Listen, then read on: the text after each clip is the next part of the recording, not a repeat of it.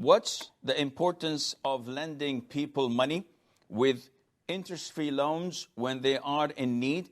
And for how long should we pardon them if they're unable to return? It is one of the highest recommended good deeds to do in Islam, is to lend people money. Of course, interest-free. And this is known as al-qard al-hasan, where you don't want anything in return. The Prophet said, alayhi salatu wasalam, whoever lends money twice, it is equivalent to the charity of it, to the sadaqah of it once.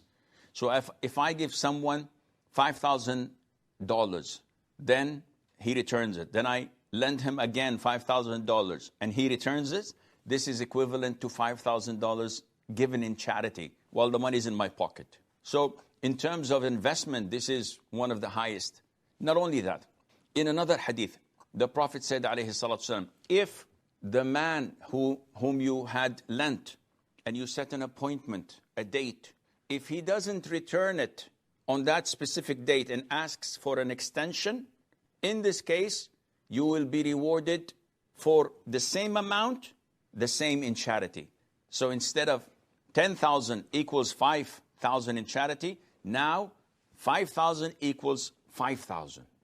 And if the second date comes and he still asks for an extension, then once you give him, let's say, a month, every single day you will be accredited $5,000 as charity. Multiply by 30, this is $150,000. Your return of investment over the $5,000 which you will get at the end of the month. If he fails for the third time to return it and asks for an extension, the Prophet says, alayhi salam, for every day you get twice the value in charity.